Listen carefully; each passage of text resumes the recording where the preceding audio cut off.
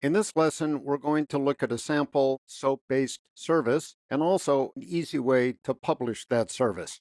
You're looking at the working file ranservice.java. This contains the source code for the SOAP-based service. As you can see, it's fairly short. Let me go over the key parts of the code, and then we'll look at how to publish this service. So the import at line 1 for web service is the critical one here. For best practices, the code also has the annotation at line 2, web method. We could actually dispense with the second one. So let me explain how these annotations are used.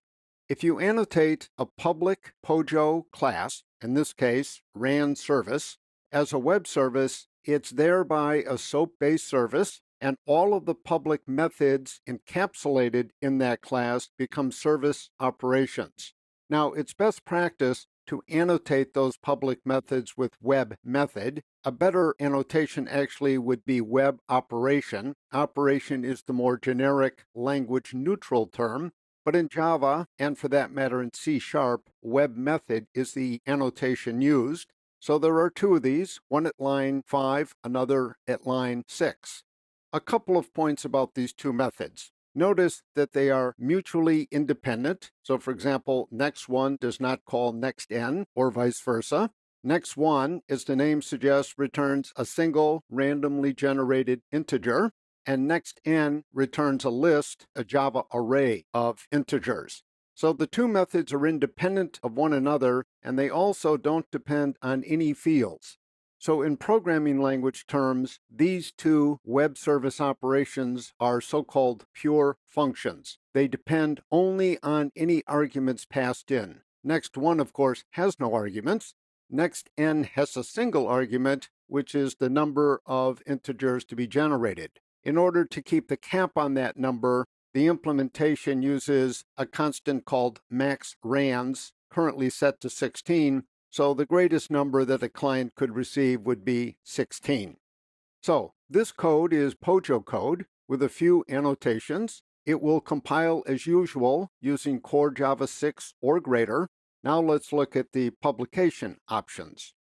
This working file is called ranpublisher.java. By the way, both the publication code and the service code are packaged up in a jar file for ease of execution, and that's also included among the working files. So to execute, it would just be java-jar ranpublish.jar. We'll worry about a client in the next session. The import at line 1 is for the endpoint class. This is a wonderful utility class that makes it easy in development to publish a SOAP-based service. In production, we'd use Tomcat, Jetty, or the equivalent. Once again, we have a POJO class, in this case ran publisher. Any name, of course, will do. And the critical lines really are two.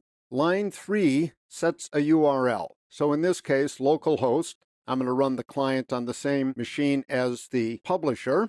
I pick a port number, easy to remember, but also probably free. 8888 is a good choice. And then a URI, in this case, /rs for ran service. But any URI would do.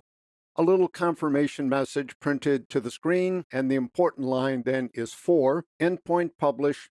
The first argument is the URL. The second argument is an instance of the service. So this is straightforward. This will publish the service indefinitely, so you'd have to kill the publisher at the command line using Control-C or the equivalent. Now, an important point should be made. The very same service, ran service, can be published with endpoint, but also with Tomcat or Jetty without a single change to the service itself. So there's a very nice separation of concerns here. Writing the service is one concern. Publishing the service is then a different concern, and the Java API makes it very, very easy to separate those two concerns.